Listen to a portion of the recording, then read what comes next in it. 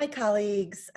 Megan Hargrave here, just hopping on really quick to talk to you and share a little bit about a structure that has certainly been unique to the 2020-2021 school year. One of the things that happened last March was the platform in which we teach from totally changed. And the way in which we were teaching and the way in which we were engaging and even just the materials we were using was completely uprooted and did a 180. That said, there's some things that remain the same. And some of those things that remain the same, I've been thinking a lot about. Some things that remained the same was the need for student practice, the need for explicit instruction in different styles of teaching, whole group, small group, one-on-one, the need for coaching, effective feedback, the need for access to materials, and then finally, the need for socialization, the need to talk and to write in order to think and to process. That said, encouraging kids to talk and to think and to bring in the social aspect of learning is not easy through the screen. Learning has always been social. We ask kids to sit knee to knee and elbow to elbow. We ask them to lean in close, to turn and talk constantly across our days. And that turn and talk is looking very differently when we have to teach remotely. One of the structures that lots of these platforms has come out with to help some of this is breakout rooms. And breakout rooms are a structure, a beautiful structure, or I guess feature, if you will, of some of these digital platforms that can help us bring the social aspect of learning back.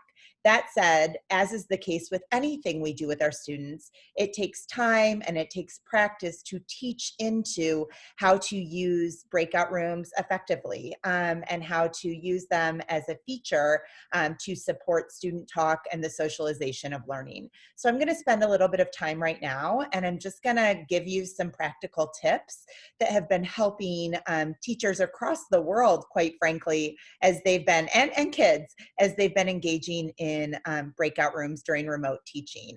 I guess I would argue to say that this is something that won't go anywhere for our students probably for their lifetime. And so why not take this as an opportunity to teach into these virtual meetings that will probably happen from this point out.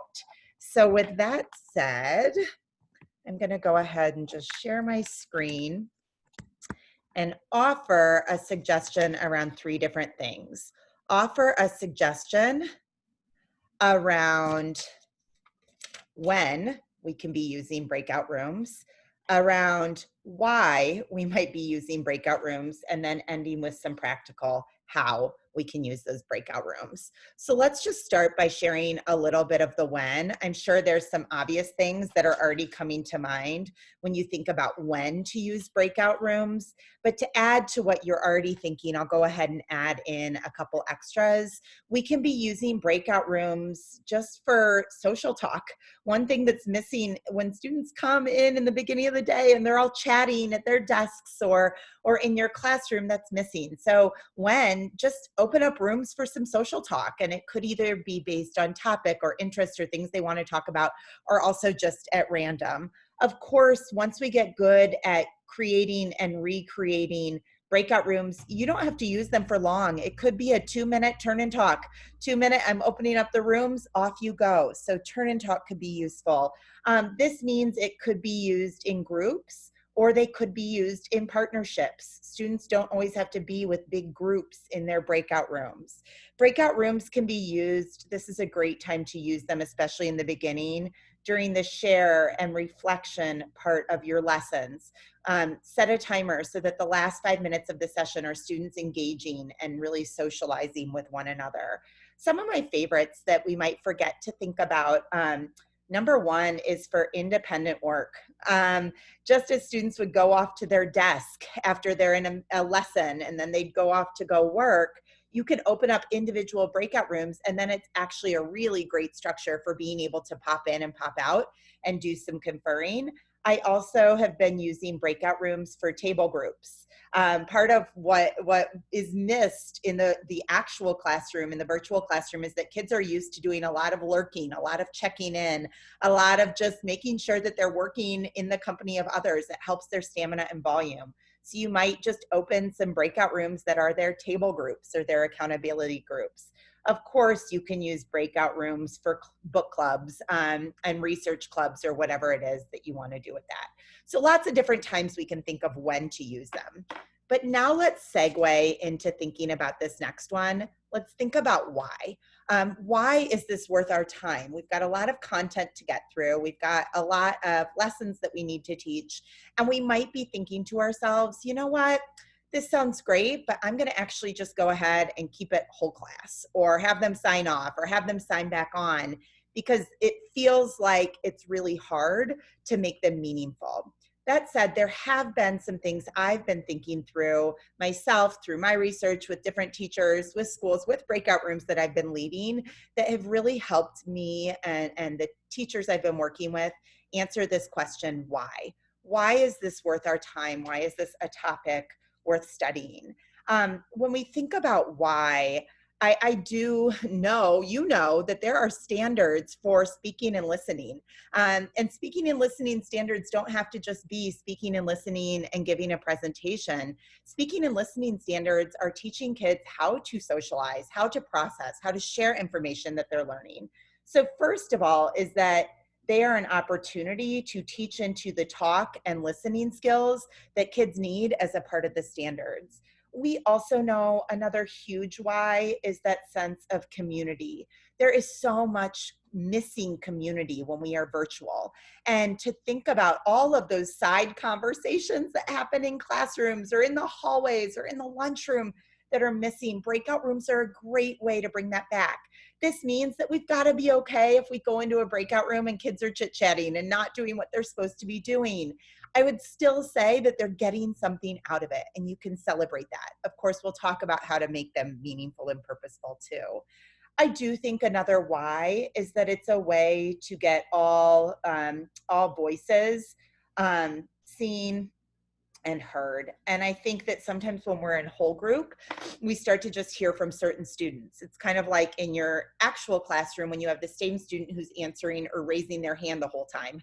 And so you just call on that raised hand. That's why I often will encourage teachers to do turn-in talks so that I'm not just hearing from Sally every time she raises her hand, but that every student's voice is getting heard. Sometimes I'll even say partner A, share with partner B, or if your name comes first in the alphabet, you're going to do the turn-in talk first. That's a way to give some students who might feel like their voices are squashed or overtaken by other students to feel seen and heard. So breakout rooms are a great chance for it to not always feel so whole group. In fact, in some of my experiences, I was teaching a writing workshop this summer to some kids, and I found that a couple students would keep their screens off when we were whole group, but then when they went to breakout rooms, they were more willing to turn their screens on. So sometimes it's just the safety in the smaller numbers, and I think that is one huge reason as to why this is an important thing to spend time on. And then, of course, think about your classroom and think about in your classroom, thinking about classroom learning structures that work, that we use. And one of those classroom learning structures, actually lots of them, are kids meeting in smaller groups. I keep saying it, but the table group, the partnership, the turn and talk. There are so many opportunities for kids to socialize with each other in the classroom. So the more we can help kids see what is different between classroom and virtual instruction, what's the same and what's different, the better. So say to kids, these breakout rooms are just like your table groups, or we're going to do a breakout room that's going to be your turn and talk. So helping kids to see that those skills that we teach them to learn and to implement and to try and to grow in person can be the same online. And gosh, what a silver lining, right? From this day forward, students were going to do virtual communication with each other regardless of us. They were already doing it. They were doing it when they were video gaming and meeting with friends from across the country on Roblox, or they were doing it when they were FaceTiming with their grandparents. There was a lot of social interaction that was happening virtually without us before any of this. So why not tap into that? And why not also teach into that to make the most of it? Last little part. How? And this is no small thing. I do not claim to be the breakout room expert, but there have been some tricks and tips and strategies that I've learned and have helped me, have helped some of the teachers I work with, that I just wanted to share and impart on you. And I hope that this gets your wheels spinning, wheels turning, I guess, if you will, just thinking about some of the different methods and structures that can help us to make these breakout rooms feel more meaningful and worthwhile, because at the end of the day, that's what we want. And I think for some of us, we've been thinking, you know what, it's just easier for me to keep it whole group. It doesn't feel worthwhile. So hopefully some of these how strategies and suggestions will help you out. So we've talked about when, we've talked about why. Now let's get into the practical. How. Here are some tips and some tricks. These are some Megan tried and true, and some teachers Megan works with, tried and true tips and tricks. First one, be super mindful of time. And I would name the time to kids. I actually name it. I say, we're going to come back together at this time. I might even have one student be on the watch out for the clock on their device, so they know when to come back. Of course, you can bring them back as well, but I would name it, and I would also time it for yourself. Set a timer. Otherwise, you get sucked in, and 20 minutes later, you've been with one group. So name the time it for yourself. Remember that just like in the classroom, how we have to build stamina and volume for reading or for writing or for club talk in the classroom, you're going to have to build stamina and volume for kids' ability to work productively in breakout rooms, and celebrate that. Make a little chart together as a class. Let's see how long we can get while still being productive in these breakout rooms. Another thing to keep in mind is think about your teacher prompting, and think about the role that you play as a teacher. So thinking about our prompting, think about your classroom prompting. And when you're in the classroom and you're walking around and you're trying to just keep plates spinning and kids interacting and kids talking, we tend to do a lot of lean coaching and lean prompting. So instead of hijacking conversations, we say things like, keep going, you've got it, give another, back on track, stay with me. So we give little lean prompts, and I would recommend you do the same thing in the breakout rooms. I also know that it's helpful to make ourselves a little bit hidden when we go to breakout rooms. So when you are prompting students, think about having or being the hidden presence. Think about being the person who's not the obvious when you pop into the room. Let me explain a little bit more about that. When you go into a breakout room, think about having your screen off.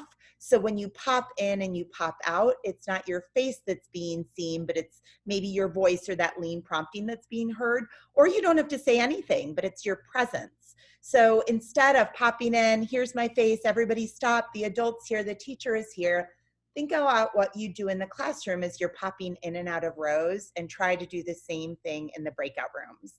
That said, another little final tip with that is at the beginning, get really good at popping in and popping out, popping in and popping out. Just literally little drop-ins. I was teaching a class the other day of 32 kids, and they were in 32 individual breakout rooms. I turned my screen off, and for the first 10 minutes of their independent work time, I just popped in and popped out of every room. And then I had a little notebook down next to me, or a piece of paper, and I was chicken scratching out different things that I was noticing. So like Caleb taking time to get on task, circle back with Jonathan, where is Michael? And so I was keeping a list of some of those things, and then I could plan my instruction accordingly. But especially in the beginning, think about trying to recreate that weaving in and out between kids. Okay, couple more hows, and then I'm sure I've kind of filled you with lots of things to think about. Remember that it is helpful at first if students have a task. Eventually, I want it to be where students don't need a task in order to talk and to participate and to engage. But at first, it is helpful if they have some sort of task that they can engage in. This means that it's also helpful if you can name out steps. You're going to do this, this, and then this. It's helpful to name the so what. What's going to come after the breakout room. So I was doing it where kids were even just coming up with a would you rather question in the breakout room. And I said, when you come back in 2 minutes, you're going to type the would you rather question in the chat box. So just naming that out for students is really helpful. Of course, it's always helpful if there's some sort of doc that has the steps on it. That could look very different for different grade levels, but something to think about. And then also reminding kids to be on the lookout that you might actually put this to-do list or this task into the chat, and remind kids, I think, teach into the fact that if they're ever stuck or they're not sure what to do, or if the conversation stops, look at the chat for prompts, for tips, for supports, and continuing on. And then last but not least, I want us to think about student ownership of breakout rooms. Anytime that we can put students in charge, anytime we can hand over the ownership, we start to increase engagement. And so for breakout rooms, when it comes to ownership, think about having a breakout room captain, and it could be a captain of the week. Some of you do this in the physical classroom. When we used to have table groups, you had a table captain who was in charge of going to get the book bins or going to get the research club materials. So you could have a breakout room captain. Another thing that you could think about is to have kids set goals. And they can goal set as a group in breakout rooms, or even as individuals. What's my goal for these breakout rooms and these conversations? When it comes to goal settings, you might even think about doing some recording of breakout rooms, and thinking about how we can take it with students from A to B, or what are next steps. Record and then re-record to see how it goes. Of course, you can even make a self-facing rubric with students of what makes a 1-star, a 2-star, or a 3-star breakout room. In fact, that might be a great first activity or task in breakout rooms for kids to engage in.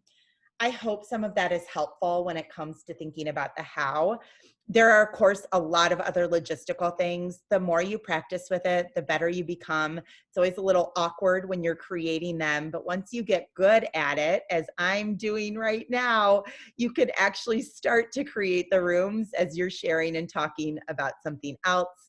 Of course, if you're not down with that multitasking yet, you might start by making sure that you give students some sort of little task, and then create the breakout rooms while they're doing that task.